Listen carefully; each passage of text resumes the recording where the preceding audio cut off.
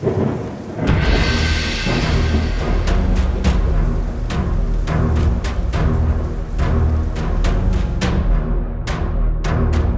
up, Elder Sword? Welcome back to the channel. So today, not only did we get House of the Dragon Season 2 trailer, you guys can check that out right up here, but now we're reacting to Season 2 trailer for The Rings of Power. Now, I know this show had some mixed reviews, but I'll tell you what, my guest today helping me break this thing down. We reviewed the entire first season, and we both enjoyed it. Mr. Ryan Milkey, how you doing, sir? Did you get to watch the trailer yet? No, I haven't watched the trailer yet. My raw reactions are going to be with this trailer reaction today. But I'm super hyped for it. It's one of my favorite shows that has come out in the last couple of years. It's probably the most beautiful show that's out right now. Like, they spent so much money on this thing. Yeah, and I've heard season 2, they've maybe fixed a couple of plot lines from season 1, so it could be going in a good direction. So I'm really, really hyped. Yeah, there was some definite issues in season 1, but again, I think I liked it a lot. I'm not the hugest lore person to ask questions to about the Lord of the Rings series overall, but I enjoyed the series for what it was. I thought we had some really good questions that need to be answered. I love the cliffhanger at the end because I don't think neither one of us really saw that one coming.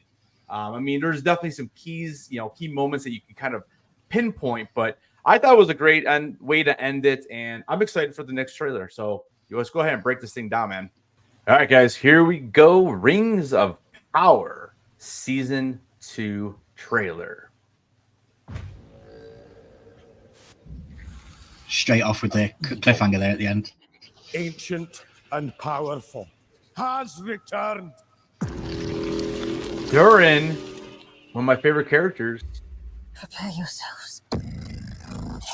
Galadriel. Yep. Ooh. They're all together, man. I like it. It does look. Bro, this feels like a horror movie. Yeah. The rest of him slithers in. It does look great, though, doesn't it? Like just the cinematography and everything. Celebrimbor. Look, what's that? I think it's been There's someone coming out the light like it was the Eye of Sauron. Oh my god. There you go, dude. August. Almost 2 years to the date. Every soul in Middle Earth is in peril.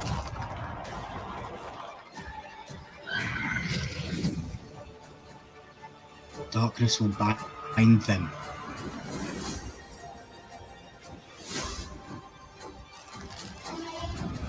Around here.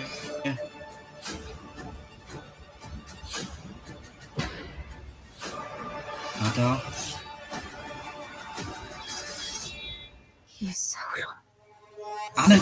Anatar. Is that Anatar? Oh my god. Wow. Cool. I like it. Ho, ho, ho, ho. 29th of August. So yeah, it's running back to back with House of the Dragon. Yeah, it pretty much will be. And that was smart this time because now I wonder who actually did the move, because House of the Dragon, they started, like you said, they started at pretty much the same time. And now House of the Dragon comes out a little bit sooner, so which is good because I did not like them both being out at the same time. I think we both kind of knew that he was going to be Sauron at the end of that at the end of the cliffhanger there. So they've already kind of done, told us that. But that's not. I don't think it was shocking. I mean, we kind of figured. I don't know if we ever. Well, there's a whole twist in this season already. There's a whole twist in this season already that I've just kind of already found out, because I think we see Anatar, who is Halbrand's. He changes to become an elf, to befriend them all, to get close with them, and he's actually Sauron in disguise. So I do believe that this is where we're going with this story. That's Adar. It's the guy at the end. They put the swords around him at the end. There he is. That's Anatar. So that's Halbrand. That's Halbrand. And he's changed form to that's Halbrand. He's changed form to become an elf, to get closer to them and to infiltrate them. And he's now Anatar. So he has different forms. He becomes different people throughout the times, building his strength, and then he becomes the Dark Lord Sauron pretty much at the end once he gets the Rings of Power. So it's building to it.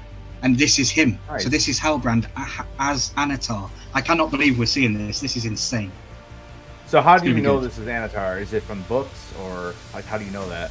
Well, yeah, it is from the books, and he also doesn't. He's also being surrounded by all the other elves, so they found out who he is, and it's just the way he walks as well.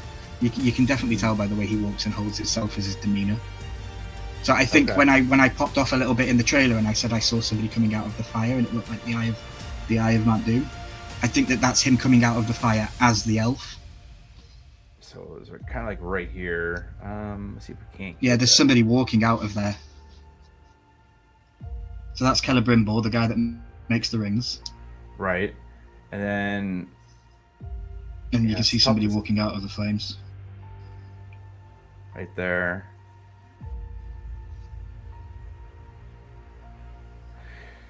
Yeah, so you're saying that, okay, so I see this is like, you're saying this could be like the eye, and then that's him coming out.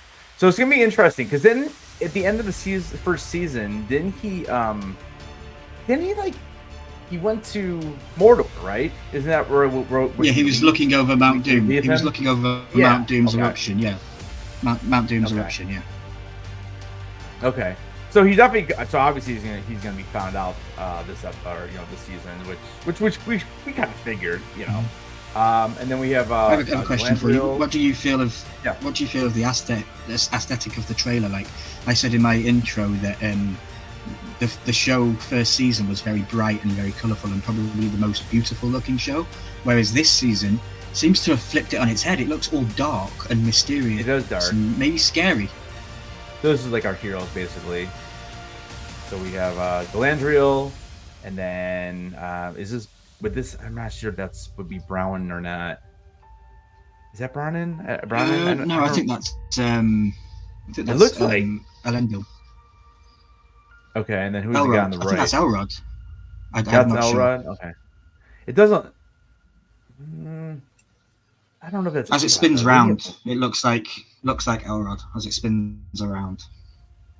Well, that's Elrod right there, right? That's the blind. No, that's not Elrod. No, the next one on the right, to the left of him. Keep going. The next slide. That's Elrod. Oh, there we go. Okay. There he is. So, do we not know this? Do we not know these two characters right here in the middle? I don't exactly know if I recognize them. I don't think they're familiar. No, I think there was definitely some new casting for the second season. So. Oh, there's a snake over there. You're right, though. It's very, very dark compared to the first trailer. For sure. And the rest of him slithers in. What a line that is to add in the trailer, because I think I've caught onto the Anatar thing with him slithering his way into the elvish camp and becoming friendly with all the elves. So I think it could be a call with him, you know, being a slimy snake and Halbrand getting behind the enemy lines. And we talked about that. So I wonder where this is taking place. This scene right here. I mean, it seems like it's. I would say this is like inside somewhere. I don't know. I guess it could be outside of a tower, but just to me, it looks like it's inside. It's interesting because then we have this. I don't know. Maybe it is outside, and this is just in the distance. So this guy, so he's gonna see it first, huh? So do you think he might be in trouble? Because you said he's the one who. Well, I don't think that. I think that this is Halbrand coming out of the fire as an elf. I think it just symbolizes with him. It looks like the Eye of Sauron. It's just a call back to the movies. So you don't think that's him coming out of there? Yeah, I do. That is Halbrand coming out of there, I believe. Right, and that's what I'm saying. Do you think, because he's the one who created the rings, do you think he may be in trouble? I mean, he may be in trouble. I don't think so. Maybe. No? Right. I think Halbrand needs him. Yeah. So, and there he is, Anatar. That's him. So that's his name in elf form, correct? That's yes. The name he goes by when he. Okay. So do you know in lore, or how is he able to change his form? Through the magic rings and through his magical. Yeah. through the magic rings, Through and is powerful. So why did he? I don't remember him ever changing his form in the movies, in the original trilogy. That's because in the movies, is in his final form as the Dark Lord Sauron. He has the Ring of Power. He gives the rings to men and to elves, and he secretly forged a ring for himself. Okay. And that was the secret ring that allowed him to have power over everybody else, and that was why he was the big great lord. Gotcha. And this is why I brought Ryan Milky to help me out with this, because he knows a lot more about this. I don't claim to be the best. I don't claim to be the best. I listen to the movies, and they are very, very good. Yeah. Yeah, like I said, the lore for Lord of the Rings, there's so much. And then what we got here? We got somebody in the water. It's hard to tell. Yeah, no idea. Hard to tell there. Not sure. I remember this show is always full of visions and prophecies, and also look at this shark creature. This is insane. It's pretty cool. I think it's huge.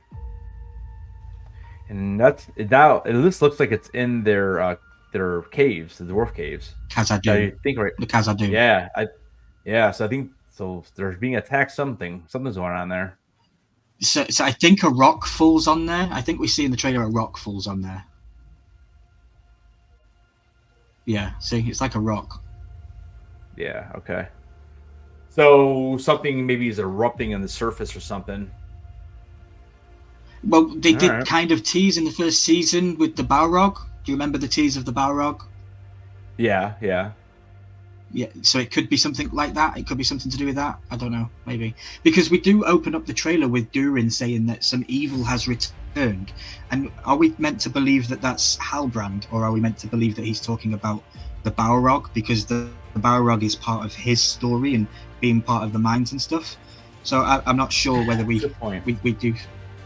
Are we meant to think it's Halbrand, or do we think it's the Balrog? Don't we actually see the Balrog in the first season? Don't they show or do they hint at it, or do they show it? They hint at it, don't they? Yeah, they do show it. It's a very hintful. It's really strange because technically, I think in the lore, I don't think we're supposed to see it yet, because I believe in the Fellowship of the Ring, Gimli still thinks that the mines of Moria's are working, because he says that we can go and speak to my cousin, and then he finds out that they're all dead when they get inside. So I don't know if we're supposed to see. I don't know if we're supposed to see the Balrog yet, or if it's just something that they've brought in to beef up the show's excitement stuff. But yeah, it's definitely good, and it was worth catching. So I like this shot as well, because we have the rings. If you remember in the movie, we have the rings, and we have the line that's just before this, which is the I can't remember the line that's said on the screen. Yeah, darkness will bind them. Yep. Yeah, we have that straight from the movies. That is great catch. That's nice looking. The trees. Even the trees walk in these movies.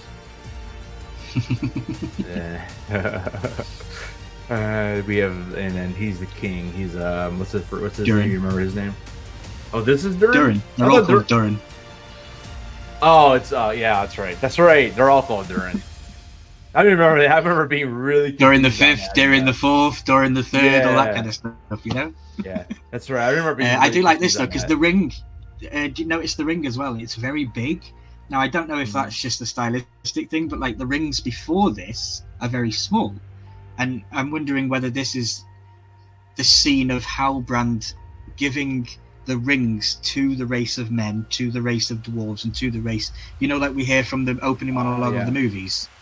Yeah. So I'm wondering that if this is that, but if this is that, then they've changed it stylistically, because I believe all the rings were the same, but this one clearly looks a lot bigger, but looks cool. I like it. And were all the rings just like a band? They didn't even really have jewels on them, did they? In the movies? Yeah, not really. I didn't think so. Yeah. They were definitely different looking. Like I remember the Elvish ones had like gold holding cases and stuff, but yeah, they were different. Finally, get to see. Yeah, and there we go. He's got his arrow and bow, and I'm not sure who the guy behind him is. The other thing I'm wondering too is how much further into the future is this? Like, is there a time jump, or are we picking up like, basically right after? So I'll be curious to see what they do with that. I'm And sure now, there is will this be a it? time jump because it's like thousands. I thought this guy was straight out of Fortnite, bro. Dude, is he? I think he's actually. Is he actually the eagle, or is he being brought down? I don't see anything. I think his. I think Good he's point. I think he's the eagle. Because when you slow it down, there's nothing coming. We get that scene. That's amazing.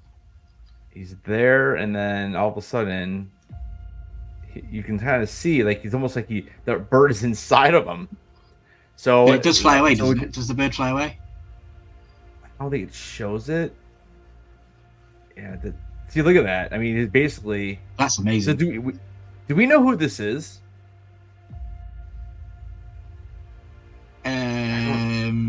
No, I think we do. We were introduced to him in the first season. I just can't remember his name, unfortunately. Yeah. Wasn't he the one that Alright, touched the ball and he got the vision of the water coming? And Okay, so he was living. Yeah, he was over there with Galadriel then, and all that. yeah, And when we first met Halbrand. All right. believe so. And then we have.